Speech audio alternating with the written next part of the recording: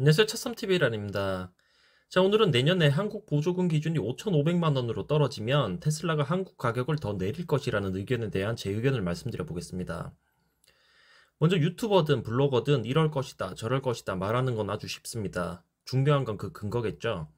근거 없이 말하는 건 50% 확률의 찍기일 뿐이고요. 저는 그렇게 말하는 사람들은 매우 싫어합니다. 왜냐면 말 그대로 그것은 뇌피셜이고 그 뇌피셜 때문에 사람들은 혼란에 빠지기 때문입니다. 아무튼 저는 테슬라가 추가적으로 가격을 내리기 힘든 이유에 대해서 오늘 설명드려 보려고 합니다. 먼저 테슬라의 최근 생산량과 인도량입니다. 표에서 보시는 것처럼 테슬라는 매 분기별 생산량과 인도량이 모두 늘어나고 있습니다. 올 2분기에는 48만 대를 생산해서 46만 6천 대를 인도했네요.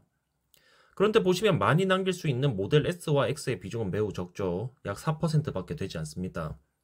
현재 테슬라는 모델 3와 Y가 주력 판매 모델이며 대부분의 수익은 여기서 나오고 있습니다. 자, 그러면 2분기 파이낸셜 리포트로 가보겠습니다.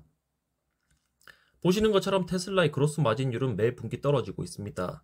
그런데 한 가지 재미있는 점은 조금 전에 보여드린 표에서는 생산량과 인도량이 매 분기 늘어나고 있었죠. 즉 테슬라는 현재 점점 더 박리담회로 가고 있다는 것이고요. 전형적인 덜 남기고 많이 팔아서 더 버는 전략입니다.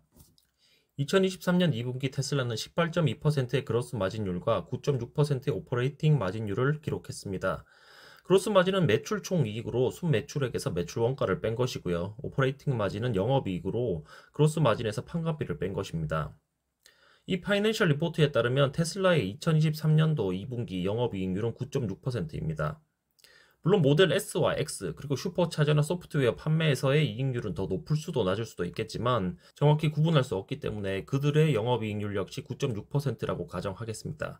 그러면 모델 3와 Y를 팔아서 남긴 영업이익률 역시 9.6%로 보면 되겠죠. 자, 그러면 테슬라는 한국의 모델 Y 한 대를 5,669만 원에 팔면 550만 원 남짓 남기는 것이 됩니다. 참고로 현대자동차는 올해 영업이익률이 10% 이상으로 나오고 있고요. 아무튼 모델 Y 한 대를 팔아서 550만 원이 남는데 여기서 5,500만 원 보조금 상한선을 맞추기 위해서 모델 Y 스탠다드 가격을 현재 5,699만 원에서 5,499만 원으로 200만 원 내린다면 테슬라는 한국에서 대당 350만 원 정도 가져가게 됩니다. 그런데 한국 시장이 그렇게 크지 않죠. 올해는 가격 정책 때문에 완전히 망했지만 테슬라는 그동안 한국 시장에 평균 15,000대에서 18,000대 정도를 팔아왔습니다. 그런데 테슬라는 연간 132만 대 이상을 세계 시장에 파는 큰 회사입니다. 한국 시장의 비중은 테슬라에게 1% 남짓밖에 되지 않고요. 이처럼 한국은 테슬라에게 상당히 작은 시장입니다. 거기에 로컬 기업인 현대기아 자동차도 있습니다. 머리 아픈 시장이죠.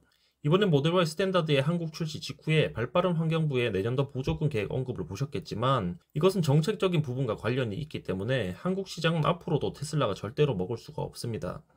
현대기아가 13만 대 한국에서 팔면 테슬라는 15,000대 정도 파는 현재의 비율은 앞으로도 비슷하게 유지될 겁니다.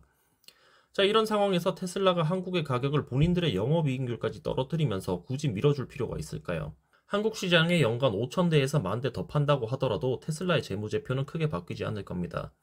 오히려 가격을 내려준 만큼 더 팔아내지 못한다면 한국에서 최종 영업이익은 더 줄어들 수도 있겠죠. 2024년도 보조금 상한선이 5,500만 원으로 내려오고 만약 테슬라가 이것을 따라온다면 보조금 수령에 대한 조건이나 규제가 반드시 추가적으로 생기게 될 겁니다.